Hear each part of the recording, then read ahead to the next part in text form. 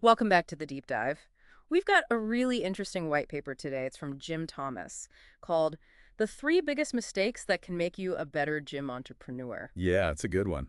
And even if, owning a gym isn't your thing, the lessons here are pretty universal for anyone starting or running a business. Exactly. Thomas seems to have quite a bit of experience in this fitness space, real practical insights. Definitely. He sounds like someone who's seen it all, the good and the bad, in the gym world. So our mission here isn't just to list his points. Hmm. We want to dig in and pull out those core principles. Think of it as a shortcut to avoiding some common entrepreneurial faceplants. Right.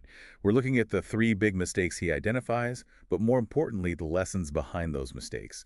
Stuff anyone can apply, really. Okay, let's dive in. First up, not everyone can be a partner.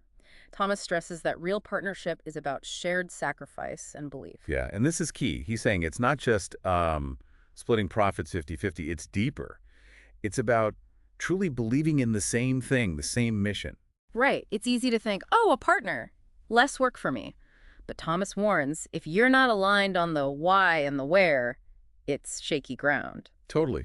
It's like trying to row a boat with oars going in opposite directions. You just spin in circles, or worse. You get conflict, different goals, pulling the business apart. It sounds obvious, maybe, but easy to mess up in the excitement of starting something.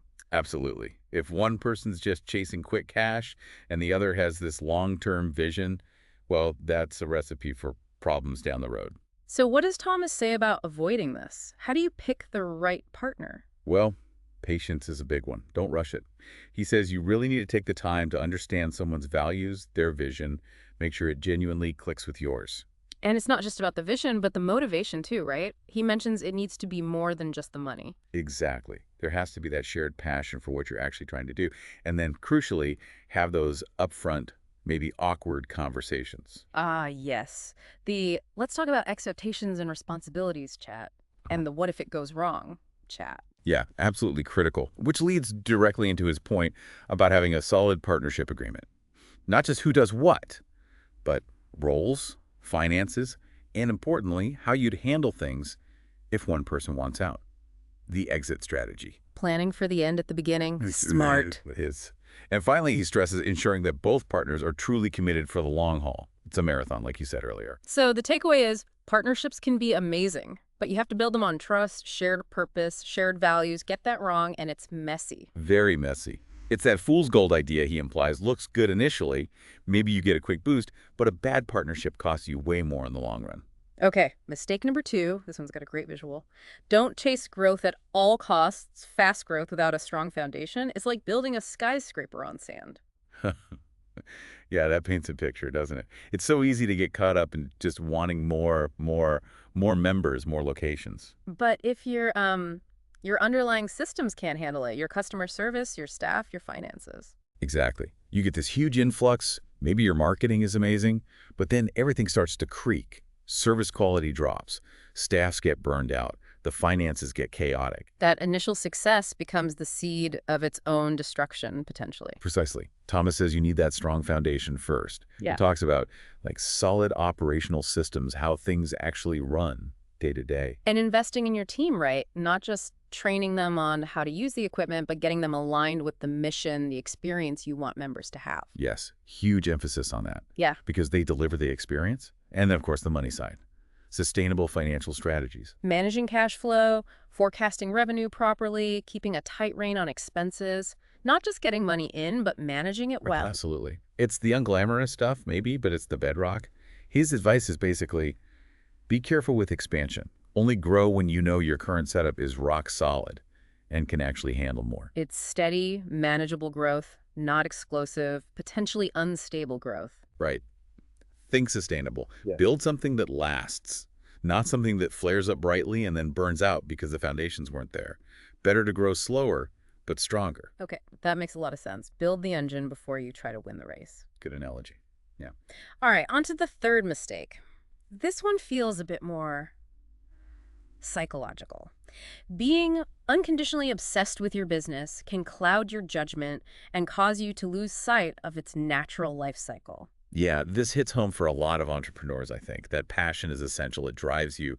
Mhm. But Thomas warns that if it becomes like blind obsession, You can't see the wood for the trees, you lose objectivity. exactly, you've poured your heart, soul, probably your life savings into this thing. It's your baby. So it's incredibly hard to step back and admit when something isn't working or when the market's changed. Because it feels like a personal failure, maybe? Could be. Or just that emotional attachment makes it impossible to make rational decisions. He points out that businesses have life cycles, stages.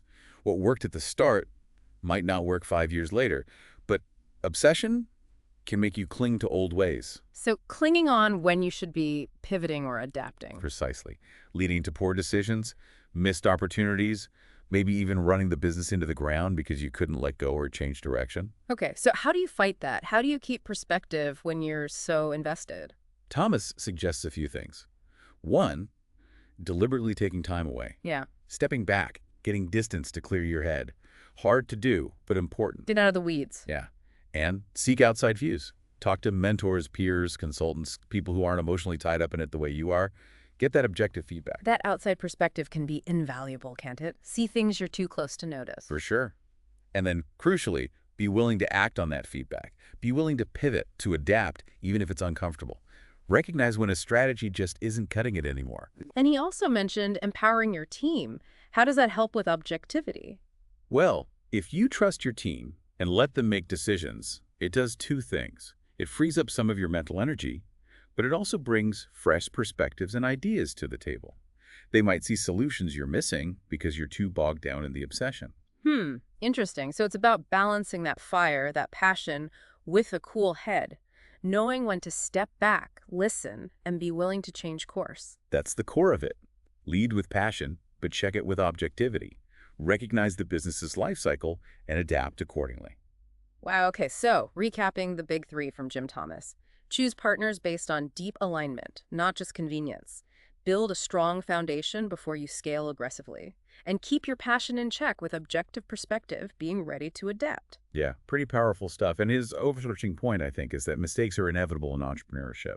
The real skill isn't avoiding them entirely, it's learning from them. Turning those stumbles into stepping stones. Exactly. He sums it up nicely. Success comes from learning, adapting, being patient, planning carefully, and sort of always keeping the big picture in mind. It's not about perfection, it's about resilience and growth. Well put. Which kind of leads us to a final thought for everyone listening. Go for it. Okay, so thinking about these pitfalls, partnerships, unsustainable growth, blinding obsession, where in your own world, whether it's a business, a project, maybe even something else entirely, could applying one of these lessons help you build something stronger, something more lasting? That's a great question to mull over. Where could a bit more alignment or a stronger foundation or maybe just a step back for perspective make a real difference for you long term? Something to think about.